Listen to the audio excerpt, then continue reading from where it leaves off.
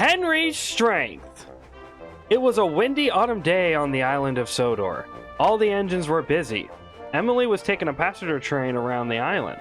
Rosie was picking up workmen from Abbey Station for repairs. And Percy was running his mail route. All the engines worked hard and fast.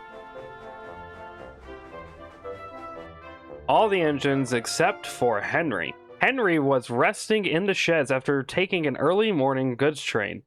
He was an older big engine. He is wiser than most engines and always loves working on the island. Henry's driver walked up to Henry and woke him up with an important message. "The Topham Hatt has an emergency job for you to do," said his driver.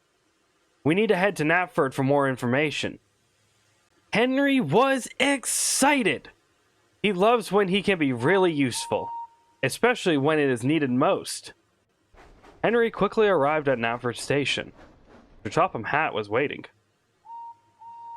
"Henry," Mr. Topham Hatt said, "James was originally taking a big coal delivery before his passenger train this morning. However, one of the trucks on the hill ledge was pushed down the line due to the high winds, and the trucks wanting to be troublesome. They managed to push themselves down a siding at Tidmouth Station. Thankfully, the signal manager changed the signals in time before they could do any damage. The coal delivery needs to be taken to the town right behind me. It is for the Fall Town sauna opening. I know you are a big engine, but I made sure you were able to deliver and get out of the area." Henry was nervous. He knew the trucks are in a troublesome mood, and he was going to have a problem with them. "I won't let you down, sir," stated Henry. "I am pleased to hear that, Henry. Hurry up, it needs to be there by tea time," said Sir Topham Hatt. Henry was thinking about the job as he was turning around on the turntable. He knew the trucks would cause trouble, but he wanted to be really useful. Henry puffed quickly to Tidmouth Station to get the coal trucks. Henry arrived at Tidmouth Station. He sees the coal trucks and realizes it is a lot bigger than he thought. Henry got more nervous. He knew this job would be harder than ever. Henry coupled up to the trucks and blew his whistle, ready to go. Henry started puffing, but the trucks wouldn't move. "Hold back! Hold back!" yelled the trucks. They began laughing. Henry pulled with all his might. Henry pulled so hard, the trucks moved and then bashed into the back of Henry. Coal dust flew into the air and landed all over Henry. Henry was cross. "All you trucks do is cause trouble!" exclaimed Henry. "Do you guys realize how hard us engines work just to make up for all the messes you make? You guys may bully all the other engines, but not me. I will not put up with your troublesome ways." The trucks stayed quiet.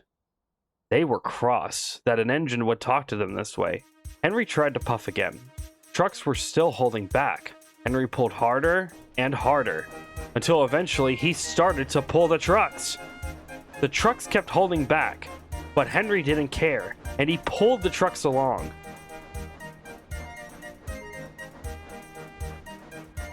As Henry puffed down the line, the trucks gave up and followed behind.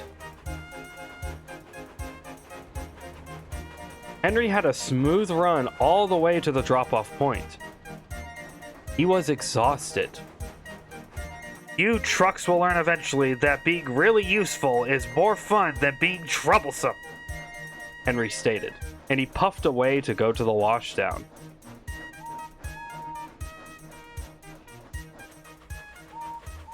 At the washdown, Henry was waiting patiently for his driver to return.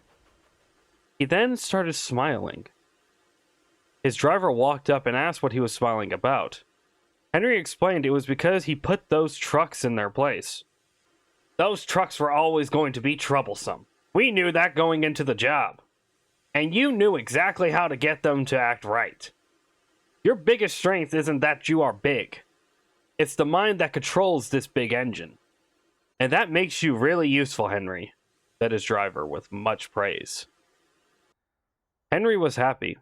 He knew no matter what happens, he will always find the answer he needs to get any job done.